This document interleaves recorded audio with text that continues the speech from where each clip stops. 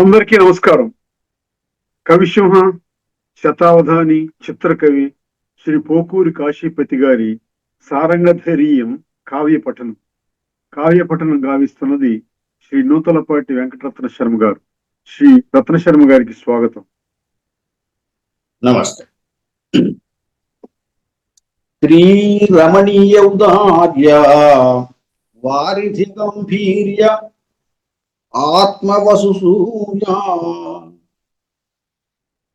కంఠీరవతుల శౌర్య సీతారామ గోపాల వర్య ధార్మిక చర్య శ్రీరమణీయ ఔదార్య. సరే, చక్కని ఔదార్యం కలిగిన వాడు, ఉదారత్వం కలిగినటువంటి వాడు ఎవరు? ఈ సీతారామన్ భూపాలుడు, సీతారామన్ భూపాల వర్య అన్నాడు కదా ఆయన, ఆస్థానాధీశుడు. శ్రీరమణీయ ఔదార్య, రమణీయమైనటువంటి ఔదార్యం కలిగిన వాడు, ఉదారత కలిగిన వాడు. వారిధి గాంభీర్య, సముద్రం వంటి గాంభీర్యం కలిగినటువంటి వాడు. సాధారణంగా కవి యొక్క సంప్రదాయంలో,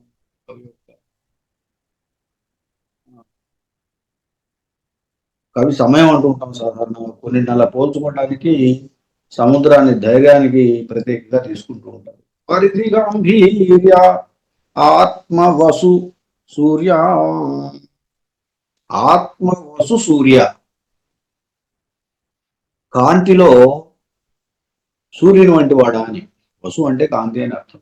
ఆత్మ అంటే తన యొక్క, వసు అంటే కాంతి. ఆ కాంతిలో సూర్యుని వంటి వాడా అని. కంఠీరవతుల, కంఠీరవము అంటే సింహం, దానితో సమానమైనటువంటి వాడా శౌర్యంలో. కంఠీరవతుల శౌర్య, సింహంతో సమానమైనటువంటి శౌర్యం కలిగిన వాడా. సీతారామన్ గోపాల వర్య ధార్మిక చర్య, సరే, ధార్మిక ప్రవర్తన కలిగినటువంటి వాడా, ధార్మిక ప్రవర్తన కలవాడా. ఈ రకంగా సీతారామ గోపాలని ఈయన ప్రస్తుతించాడు. ఆ తర్వాత కథా ప్రస్తావన చేస్తున్నాడు. అవధరింపుమునే తెల్పునట్టి త్రియర్థి కావ్యమందలి శైలజ కామినీశ చంద్రసారంగధరుల సచరితలన్ను నెసగు ఆవలి కథల తీరెటులనినా. ఇక్కడ నేను తెలుపుతున్నటువంటి త్రియర్థి కావ్యమును అవధరింపుము అన్నాడు. ఆ త్రియర్థి కావ్యం ఏమిటి చెప్పాడు ఆయన? శైలజ కామినీషులు అంటే పార్వతీ పరమేశ్వరుడు అని. శైలజ హిమవంతుని కూతురు కాబట్టి శైలజ, శైలం అంటే పర్వతం, శైలజ. కామినీషుడు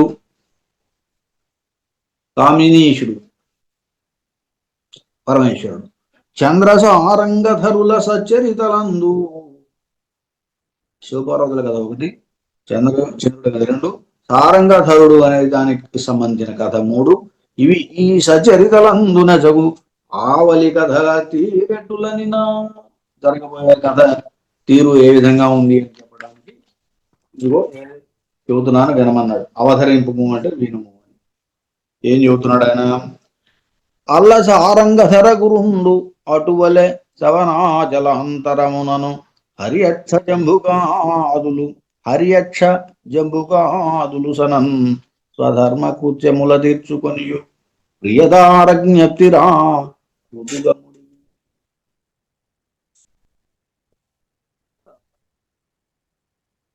సారంగధర గురుడు అన్నాడు. సారంగధరుడు అంటేనే శివుడు నిజానికి, కానీ సారంగధర గురుడు అన్నాడు. అది కూడా శివుడే. ఎలా అంటే సారంగధరము జింక తాల్పరి అని, ఆయన గురుడు గొప్పవాడు మహాత్ముడు అని. సారంగధర గురుడు అన్నప్పుడు జింక తాల్పరి అయినటువంటి ఆ మహాత్ముడు అని అర్థం. ఎవరు? శివుడు. అటువలెన్ సవనాచలాంతరమునను, ఆ విధంగా సవనాచలాంతరము, వనములతో కూడి అని, అడవి అని, అడవుతో కూడి అని. సవన అచలాంతరము, అచలం అంటే పర్వతం, వనంతో కూడుకున్నటువంటి ఆ పర్వతం యొక్క అంతరంలో లోపల సవన అచల అంతరమునను హరియక్ష జంబకాదులు సనన్, హరియక్ష జంబుకాదులు. హరియక్షము అంటే అడవి కదా, అడవిలో ఏముంటాయి, సింహాలు పులులు ఇలా ఉంటాయి. హరియక్షము అంటే సింహం అని అర్థం ఉంది, జంబుకము అంటే పులులు అని అర్థం ఉంది, కానీ ఇక్కడ నక్కలు అని, జంబుకు అంటే నక్క అని కూడా అర్థం ఉంది కదా, కాబట్టి సింహాలు నక్కలు మొదలైనవి. సనన్ బహుశా పోని పులులు అనుకుందాం, అయినా ఇబ్బంది లేదు, పులులు, జంబుకు అంటే పులి అనే అర్థం కూడా ఉంది కాబట్టి సింహాలు పులులు. సనన్ వెళ్ళగా, ఇది బెదిరి వెళ్ళిపోయినట ఆ పర్వతంలో ఈయన రాగానే, పులులు సింహాలు కూడా దూరంగా వెళ్ళిపోయినాయి అని. స్వధర్మ కృత్యముల తీర్చుకొనియు, అప్పుడు ఆయన నిత్య కృత్యాలన్నీ కూడా, నియమ కార్యక్రమాలన్నీ కూడా, ఆయన ఏ సమయానికి ఏం చేయాలో అవన్నీ కూడా తీర్చుకుంటూ ప్రియదారజ్ఞ ప్రియదార జ్ఞప్తిరాకు కుతుకముడిగి, ప్రియదార ప్రియమైనటువంటి భార్య ఎవరు, సతీదేవి. జ్ఞప్తి రాగా జ్ఞాపకం వచ్చిందట, దాంతో కుతుకముడిగి ఉత్సాహం అణిగిపోయినట్టే, ఉత్సాహం తగ్గిపోయినట్టే. ఎందుకుని, లేదు కదా, చనిపోయింది కదా, అందువల్ల. ఈ రకంగా శివుని పరిస్థితి ఉన్నది. చంద్రుడి పరిస్థితి ఎలా ఉంది అంటే, సారంగధర గురుండు, సారంగధరుడైనటువంటి చంద్రుని యొక్క, ఇక్కడ సారంగధరుడు అంటే చంద్రుడు, ఆయన యొక్క గురుడు, ఆయన గురువు ఎవరు, బృహస్పతి, ఆయన గురువు బృహస్పతి. సారంగధర గురుండు అటువలెన్ సవనాచలాంతరమునను, ఆ విధంగా సవనాచలాంతరమునను, సవనము అంటే యజ్ఞం, యజ్ఞవాటికి యజ్ఞం చేయడానికి వెళ్ళాడు, ఇంద్రుని పనుపున ఇంద్రుని యొక్క యజ్ఞంలో పాల్గొనడానికి వెళ్ళాడు. కాబట్టి సవనాంచలమునను, ఆ యజ్ఞవాటికి యందు హరియక్ష జంబుకాదులు సనన్. ఇక్కడ హరియక్షము అంటే కుబేరుడు, హరియక్షము, హరియక్షము, హరి ప్లస్ అక్షము, హరియక్షము. నిజానికి ఈ పదం విడదీస్తే అలా ఉంటుంది. ఇక్కడ హరియక్షము అంటే మరి కుబేరు, దిక్పతి. అలాగే జంబుకాదులు అన్నాడు, జంబుకాదులు అన్నప్పుడు వరుణుడు మొదలైనటువంటి వాళ్ళు, దిక్పాలకుడు. హరియక్షము అని పిలువబడుతున్నటువంటి ఇక్కడ కుబేరుడైనా, జంబుకుడు అని పిలువబడుతున్నటువంటి వరుణుడైనా, వీళ్ళంతా కూడా దిక్పాలకులు, వాళ్ళు వెళ్ళగా అని. సనన్ స్వధర్మ కృత్యముల తీర్చుకొనియు, అంటే యజ్ఞం అయిపోయింది, నీవు ఒక రకంగా అంటే పూర్తిగా కాలేదేమో, ఆ రోజుకి అయిందేమో, మొత్తానికి వాళ్ళు వెళ్ళారు. వాళ్ళు వెళ్ళిన తర్వాత స్వధర్మ కృత్యములు తీర్చుకొని, ఆయన ధర్మ కృత్యములు చేయాల్సినటువంటి పనులన్నీ నెరవేర్చుకుని ప్రియదార జ్ఞప్తిరా, ఇక్కడ కూడా ఇదే సమస్య. చంద్రుని యొక్క కథలో బృహస్పతికి ఆయన భార్య అయినటువంటి తార గుర్తుకొచ్చింది. ప్రియదార, తార పేరు కూడా తార, జ్ఞప్తి రాగా కుతుకముడిగి, దాంతో ఆయనకి కొంత ఉత్సాహం తగ్గింది, సంతోషం తగ్గింది, భార్య గుర్తుకొచ్చింది. ఇక్కడ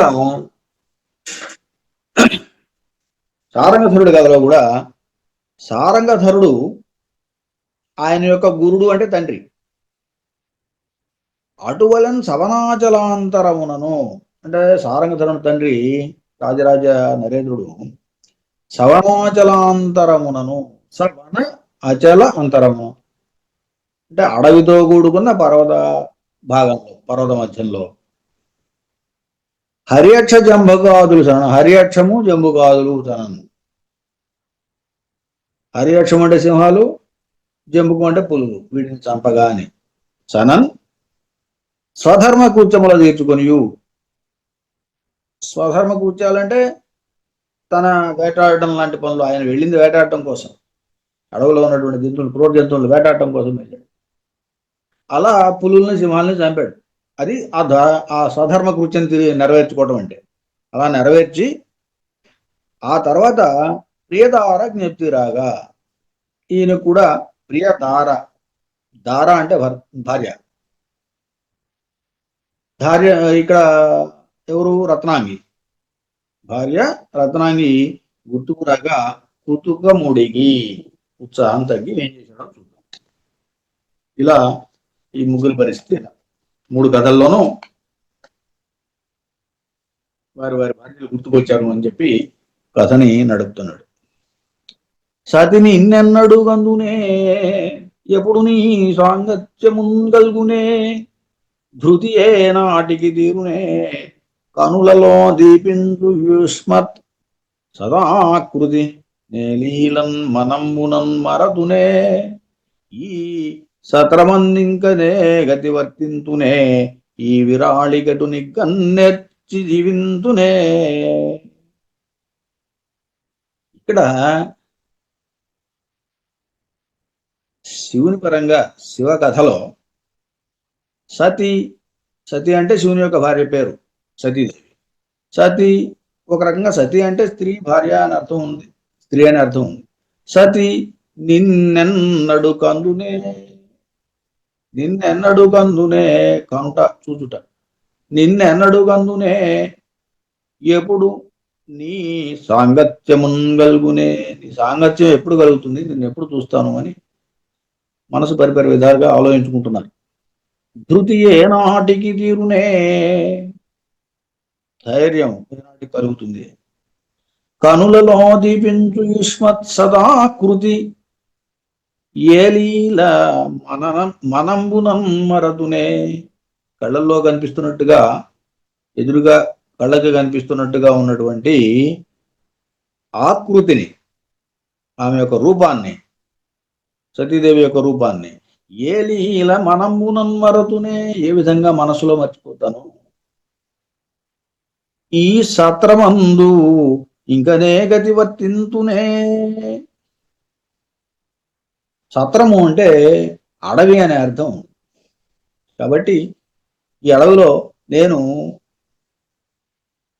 ఏ గతి వర్తింతును, ఏ రకంగా నడుచుకుంటాను, ప్రవర్తిస్తాను, ఏ రకంగా జీవించగలను అని. ఈ విరాళిగటు ఇగన్నేర్చి జీవింతునే. విరాళి అంటే ప్రేమ, వలపు. ఈ విరాళికి ఎటు నిగ్గన్నేర్చి జీవించడం, ఏ రకంగా దాన్ని నిగ్రహించుకుని తట్టుకుని జీవించగలను అని తనకు తాను అనుకుంటున్నాడు. ఇది మనసులో మాట, శివుని యొక్క మనసులో మాట. ఇప్పుడు పద్యాన్ని ఒకసారి చూడండి, దాని అర్థం సరిగ్గా అర్థం అవుతుంది. సతి నిన్నెన్నడు కందునే, ఎప్పుడు నీ సాంగత్యము కలుగునే. చాలా తేలికైన పదాలు. నిన్ను ఎప్పుడు చూస్తాను, నీ సాంగత్యం ఎప్పుడు కలుగుతుంది. ధృతి ఏనాటికి తీరునే, కనులలో దీపించు యుష్మత్ సదాకృతి, సతాకృతి మంచి ఆకారము అని. ఏలీల మనంబునన్మరతునే, మనసులో నీ ఆకారాన్ని ఎట్లా మరిచిపోతాను, మర్చిపోలేను కదా అని. ఈ సత్రమంది ఇంకనే గతి వర్తింతునే. సత్రము అనే పదం ఇక్కడ అడవి అనే అర్థంలో వాడబడింది. ఈ సత్రమందు ఇంకనే గతి వర్తింతునే, ఈ విరాళికటు నిగ్గన్నేర్చి జీవింతునే. విరాళి అనే దానికి ప్రేమ, వలపు అనే అర్థం ఉంది. అలాగే విరహం అనే అర్థం కూడా ఉంది నిజానికి. సరే,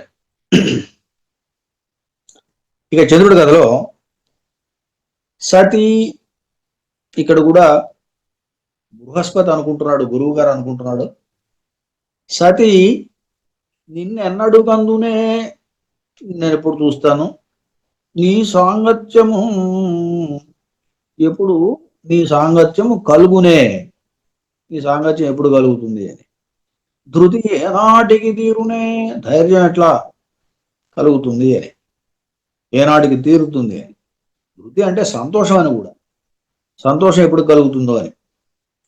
కనులలో దీపించు ఈస్మత్ సదా కృతినే లీలన్ మనమునం మరతునే. ఇక్కడ నీ నీ ఆకారము ఏ లీలను మనమునని మరదరే, ఎప్పుడు కూడా ఏ విధంగా కూడా మనసులో మర్చిపోతానా అని, మరపు రాదు, మరిచిపోలేను అని. ఈ సత్రమందు, ఇక్కడ సత్రము అంటే యజ్ఞము అని అర్థం. ఇందాక సత్రము అన్నప్పుడు మనం ఏం చెప్పుకున్నాం? అడవి అని చెప్పుకున్నాం. ఇక్కడ సత్రము అంటే యజ్ఞము అని. ఈ సత్రమందు ఇంకా ఏ గతి వర్తింతునే, ఏ విధంగా వర్తించుదునో, ప్రవర్తించుదును, ఏ రకంగా తిరుగాడుదును అని. ఈ విరాళిగటు నిగన్నెర్చి జీవింతునే. ఇక్కడ కూడా అదే, విరాళికి ప్రేమకు ఏ రకంగా నిగ్రహించుకుని జీవించగలుగుతాను. ఈ రకంగా ఇక్కడ బృహస్పతి ఆయన భార్య అయినటువంటి తార గురించి ఆలోచనలో పడ్డాడు. ఇట్లా తన యొక్క ప్రేమను ఇక్కడ వ్యక్తపరుస్తున్నట్టుంది ఈ పద్యం. ఇక సారంగధరుడి కథలో సతీ, ఇక్కడ కూడా అదే. సతీ అంటే ఎవరు? రత్నాంగి. అలాగే ఈ కథలో చిత్రాంగి. ఇప్పుడు ఆయనకి ఇద్దరు భార్యలు, రత్నాంగి పెద్ద భార్య, చిత్రాంగి తర్వాత భార్య. సో ఇప్పుడు చిత్రాంగి గురించి ఈయన మదన పడుతున్నాడు. మోహావేశంతో కొంత గుర్తుకొచ్చింది చిత్రాంగి గురించి ఈ ఆలోచన. రత్నాంగిని కొంతకాలం వదిలిపెట్టి పక్కన పెట్టి చిత్రాంగితో ఈ కథ మళ్ళీ నడుస్తూ వస్తుంది. సతీ నిన్నెన్నడు కందునే, ఓ చిత్రాంగి నేను ఎప్పుడు చూస్తాను, అలాగే నీ సాంగత్యం ఎప్పుడు కలుగుతుంది, శృతి ఏనాటికి తీరునే, నా సంతోషం ఎప్పటికి తీరుతుంది, కనులలో దీపించు యుష్మత్ సదాకృతినే లీలమనమునం మరతునే. కళలో కనిపిస్తున్నటువంటి, ఎదురుగా ఉన్నట్టుగా కనిపిస్తున్నటువంటి ఆకృతిని ఎలా మర్చిపోతాను. ఈ సత్రమందు ఇంకనే గతి వర్తింతునే. ఇక్కడ సత్రము అంటే ఏమిటి? అడవి మళ్ళీ.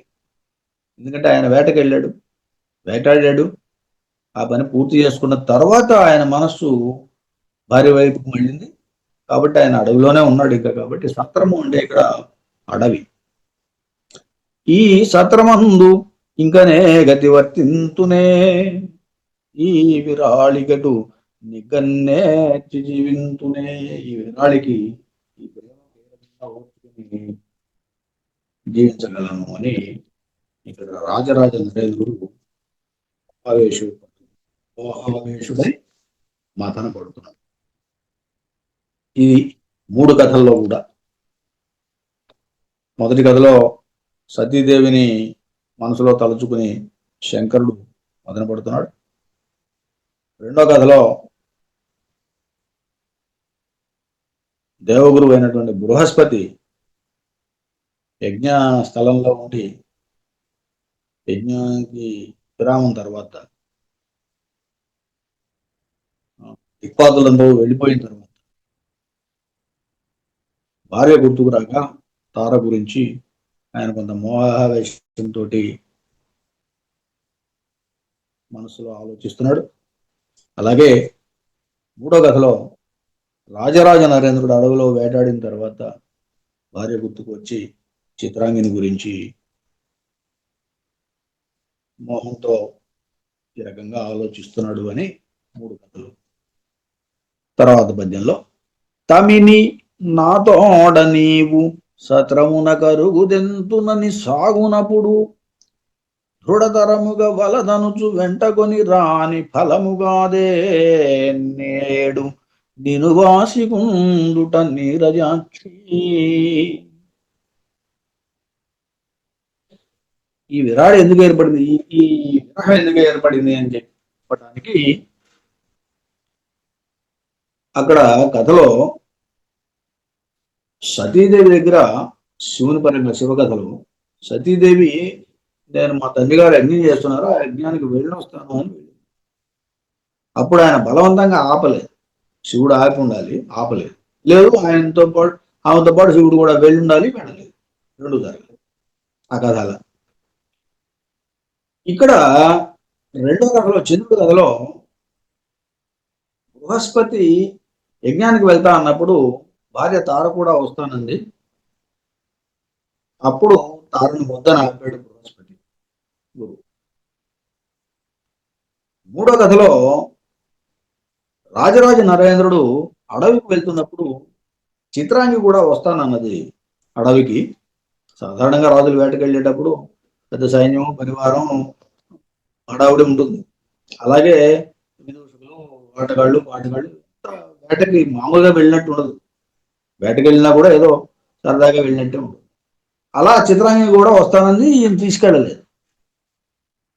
ఇదిగో ఇప్పుడు అలా తీసుకొచ్చి ఉన్నట్టయితే ఈ విరహం ఇలా కలిగేది కాదు కదా అనేది ఈ ముగ్గురు కథల్లో చూపిస్తున్నారు. తమిని నాతోడ నీవు సత్రమున కరుగుదెంతునని సాగునప్పుడు, నాతో నీవు సత్రమున కరుగుదెంతునని యజ్ఞానికి వస్తానని చెప్పేసి సాగునప్పుడు దృఢతరముగా వలదనుచు వెంటకొని రాని ఫలమిదే. ఖచ్చితంగా వద్దు అని చెప్పేసి తీసుకురావాల్సినటువంటి ఫలం, వెనక్కి తీసుకురావాల్సినటువంటి పని చేయనందులకు నేడు నినివాసి కుందుట నీరజాక్షి. అలా చేయనందు వలననే, దాని ఫలితంగానే నేడు నేను వాసి కుందుట, నేను వదిలి ఈ రకంగా దుఃఖపడడానికి కారణమైంది. ఇది ఆయన ఆయన బాధ, శివుని యొక్క బాధ. సత్రానికి వెళ్తాను. సత్రము అంటే యజ్ఞం, తమి అంటే మోహం. మోహంతో దక్షుడు చేసేటువంటి యజ్ఞానికి నేను వెళ్తాను అన్నప్పుడు దృఢతరముగా వలదనుచు, ఖచ్చితంగా వద్దని చెప్పేసి వెంట కొని రాని ఫలం, వెంట తీసుకురాలేని దాని యొక్క ఫలితంగా నేడు నిన్ను వాడి ఉండవలసి వచ్చింది, వదిలిపెట్టి ఉండాల్సి వచ్చింది. శివకథలో ఇలాగే బృహస్పతి కథలో, ఇప్పుడు చంద్రుడి కథలో కూడా తమిని నాతోడ నీవు సత్రమున కరుగుదెంచుదునని సాగునప్పుడు, నేను కూడా మీతో పాటు యజ్ఞానికి వస్తాను అని అడిగినప్పుడు దృఢతరముగా వలవంచు వెంటకొని రాని ఫలముగా అదే. ఖచ్చితంగా వద్దు అని చెప్పి నిన్ను ఆపి ఇక్కడికి నేను ఒక్కడనే వచ్చాను కదా, అది ఫలితంగా నేడు నేను వాసి పొందుట నేను ఇట్లా కుందుతున్నాను, దుఃఖిస్తున్నాను అని చెప్పేసి భార్యను తలుచుకుని ఇలా అనుకుంటున్నాడు బృహస్పతి కూడా. రాజరాజ నరేంద్రుడి కథలో కూడా తమిని నాతోడ నీవు సత్రమున కరుగుదెంతునని సాగునప్పుడు, సత్రం అంటే అక్కడ మళ్ళీ అడవి, రాజరాజ నరేంద్రుడు వేటకి వెళ్ళాడు. ఆ వెళ్ళేటప్పుడు ఆమె వస్తానన్నది అడవికి. సత్రమునకు అరుదెంచునని సాగునప్పుడు, వస్తానని చెప్పేసి బయలుదేరినప్పుడు దృఢతరముగా వలదనుకు వద్దు అని ఖచ్చితంగా వెంటకొని రాని ఫలము కాదు. ఆ వెంట తీసుకుని అడవికి రాదు, ఆమెను వెంట అడవికి తీసుకురాని ఫలితంగానే నేడు నిలువాచి దూరంగా ఉండి కూర్చుంటా, దుఃఖించుట అని చెప్పేసి దానికి కారణం ఇది అని. ఇలా మూడు కథల్లోనూ కూడా విరహానికి ఒక కారణాన్ని ఇక్కడ మనకు చూపించారు. తర్వాత పద్యంలో అని విభుజాత్యగ్రణి హెచ్చిన బాడిన్ సతిని దార చిత్రాంగి నెమ్మనమున తలపోయిచునొయ్యన వర్ణింపందుడంగనది ఎట్లన్నం.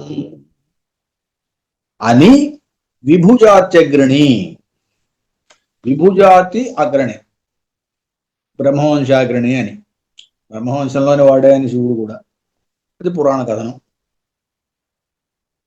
ఆయన హెచ్చిన బాళిని, హెచ్చినటువంటి బాళి అంటే హెచ్చిన బాళిన్, అతిశయించినటువంటి మోహం చేత అని. అక్కడ తమి అన్నాడు, ఇక్కడ బాళి అని వాడాడు. హెచ్చిన బాళిన్ సతిని తార చిత్రాంగిని, ఇక్కడ సతిని దారన్ చిత్రాంగిని అన్నాడు. విశేషం ఏంటంటే సతి అనేదేమో శివుడి పరంగా శివుని యొక్క భార్య, తార అంటే చంద్రుడి కథలో గురువైన బృహస్పతి యొక్క భార్య. చిత్రాంగి అంటే రాజరాజ నరేంద్రుడి కథలో రాజరాజ నరేంద్రుని రెండవ భార్య. ఇది ఈ 3 పేర్లు రావాలి, అందుకని 3 పేర్లు రాశాడు. ఇక్కడ మనం శివుడి కథలో సతి అని చెప్పుకున్నప్పుడు మిగతా 2 పదాలు ఏమవుతాయి? దారా చిత్రాంగి ఏమవుతాయి అంటే, దారా అంటే భార్య అని సామాన్య అర్థం ఉంది, చిత్రాంగి అంటే చిత్రమైన అంగంలో కలిగినది విశేషణం అవుతుంది. ఈ 2 విశేషణాలు సతికి అన్వయిస్తాయి. కాబట్టి భార్య అయినా చిత్రాంగి అయినా సతిని అని. ఇలా నెమ్మనమున తలపోయుచు ఒయ్యన వర్ణింపందొడంగా నది ఎట్లన్న తలపోయచ్చు ఒయ్యన వర్ణింపందొడగన్. ఈ రకంగా వర్ణించడం మొదలుపెట్టాడు. తలపోయచ్చు ఒయ్యనను వర్ణింపందొడంగా అది ఎట్లన్నా, అది ఎట్లా ఉంది అంటే తర్వాత మధ్యలో వర్ణన వస్తుంది అంటే. అలాగే రెండో ఘట్టం చంద్రుడి దాంట్లో కూడా అని విభుజాతి అగ్రణి, ఈయన కూడా విభుజాతి యొక్క అగ్రణే. విభుజాతిలో శ్రేష్ఠుడు గురువు బృహస్పతి. హెచ్చిన బాళిన్ అధికమైనటువంటి మోహంతో సతిని తారను చిత్రాంగిని. ఇక్కడ తార ఆమె పేరు. సతి అంటే భార్య అని అర్థం, చిత్రాంగి అంటే చిత్రమైన వర్ణములు కలిగినది, అంగములు కలిగినది. నెమ్మనమున తలపోయుచు నొయ్యన వర్ణింపదొడగన్. ఆ రకంగా మనసులో ఆలోచించుకుంటూ వర్ణించబోనుకున్నాడు. అది ఎట్లా ఉందో తర్వాత చూద్దాం. ఇక్కడ కూడా ఇదే, సతి అంటే భార్య, తార అంటే ఆమె పేరు, చిత్రాంగి అంటే చిత్రమైన అంగములు కలిగింది అని. విభుజాత్యగ్రణి, అదే విభుజాతి దేవజాతి, దాంట్లో అగ్రణి శ్రేష్ఠుడు అంతవరకు. ఈ రకంగా చంద్రుడి కథలో బృహస్పతి భార్యను వర్ణించడానికి సిద్ధమవుతున్నాడు. తర్వాత రాజరాజ నరేంద్రుని కథలో విభుజాత్యగ్రణి, విభుజాతి, విభుడు అంటే ప్రభు అని అర్థం, రాజు, రాజులో శ్రేష్ఠుడు అని. విభుజాత్యగ్రణి హెచ్చినటువంటి పెరిగినటువంటి అతిశయంగా ఉన్నటువంటి మోహంతో, బాళి అంటే మోహం. సతిని తారను చిత్రాంగి ఆమె పేరు, సతి అంటే భార్య కదా, సతి అంటే ఇల్లాలు. తార అన్నా కూడా భార్య, దార అయినటువంటి చిత్రాంగిని నెమ్మనమున తలపోయచ్చు. భార్య అయినటువంటి చిత్రాంగిని మనసులో ఆలోచించుకుంటూ తలపోస్తూ ఉయ్యన వర్ణింపందొడగే ఆమెని వర్ణించడానికి పూనుకున్నాడు. అది ఎట్లా అన్నాను, ఏ రకంగా వర్ణిస్తున్నాడు అనేది తర్వాత పద్యంలో. ఈ రకంగా 3 కూడా విరహావస్థలో ఉన్నారు. భార్యను గుర్తుకు తెచ్చుకొని పరిపరి విధాలుగా వాళ్ళు మనసులో కొందలు పడుతున్నారు. అదేదో మరి వర్ణంలోకి వచ్చిన తర్వాత ఈసారి భార్య ఎలా ఉంది అని చెప్పి భార్య వర్ణించుకుంటూ వస్తున్నట్టుంది నెక్స్ట్ పద్యంలో. ఇప్పటికైతే ఈ ముగ్గురు యొక్క మానసిక స్థితిని చెప్పడంతో మనం ఈ రోజుకి ముగిద్దాం. స్వస్తి. కవిశోహ శ్రీ పోకూరి కాశీపతి గారి సారంగధరీయం కావ్య పఠనం ఇంతవరకు పఠించిన శ్రీ నూతలపాటి వెంకటరత్న శర్మ గారికి ధన్యవాదాలు.